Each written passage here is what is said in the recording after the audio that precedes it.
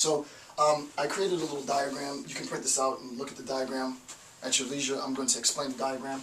So imagine that we have, and actually I'll erase this so that you can see it.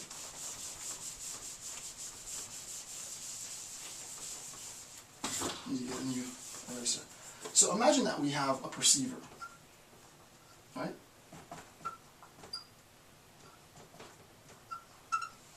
So imagine that we have a perceiver, and the perceiver is looking at the set triangle, triangle, square.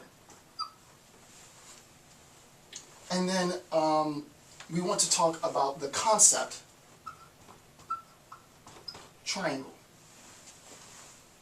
So the question is, how did the perceiver get to, what are the steps that the perceiver took to get to the concept triangle? I'm trying to keep this as basic as possible. Well, the perceiver, through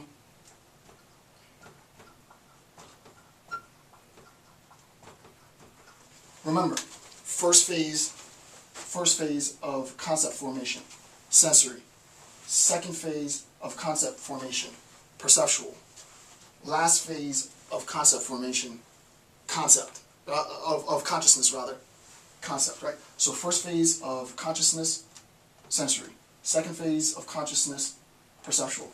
Last phase of consciousness, concept formation. All of these are necessary for concept formation.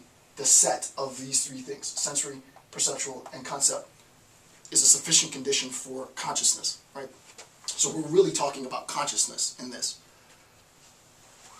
Through my sensory perceptual abilities, my ability to engage matter and look in the world and perceive and feel and taste and touch and so on, to measure, to assess, all of this leads me to recognize that these two objects are the same and this is not like those, right?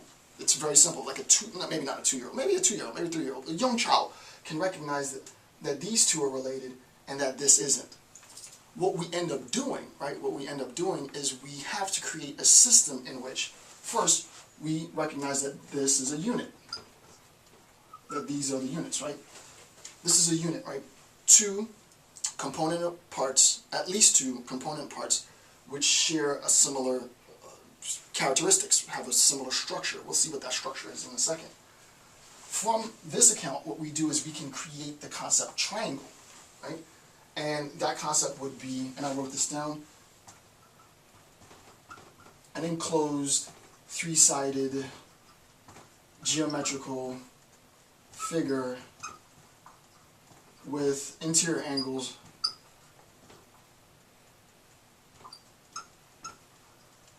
equaling 180 degrees, right? An enclosed, it's closed, it's not this, right? An enclosed, three-sided figure, right? Geometrical figure with the interior angles totaling 180 degrees, right?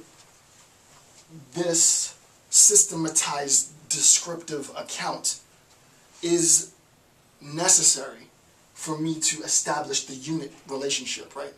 That description, the description of an enclosed three-sided figure with interior angles totaling 180 degrees justifies the unit triangle, right? That idea of the unit triangle now creates the concept, right? I now have the concept triangle, so that we can talk about an isosceles, we can talk about an equilateral, it doesn't matter, because the description, this, fits both types of triangles, right? So this is my attempt to sort of show visibly what Rand is saying, right? I recognize in the world things of us, and this is very simple, right? I recognize things in the world of a similar kind. And what I do is create a system in which I can group those things and identify, second stage, I can identify those things as belonging to a similar kind. And insofar as I do that, I create the unit. Then I look at that unit and I can conceptually talk about these things independent to my perception of those things, right? So now I can talk about triangles without having to draw a triangle. So, quick example. To show you sort of so what? Okay, great. She said that. What power does that have?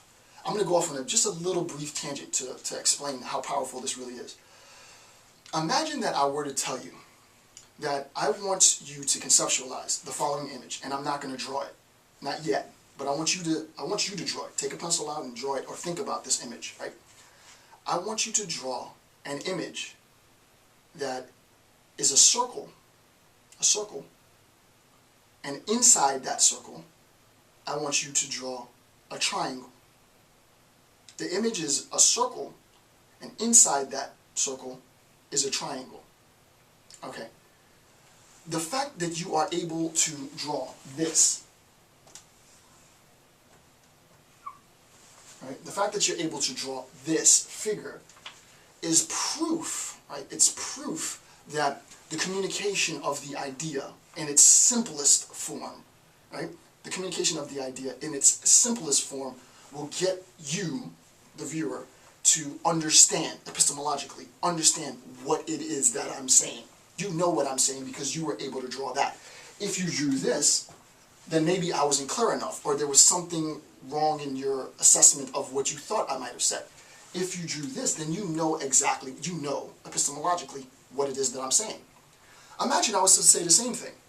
Imagine if I was to say, I want you to draw two figures, both of which have interior angles of, I want you to draw two figures, both of which are 360 degrees, one of which has interior angles of 360 degrees, the other which has no angles.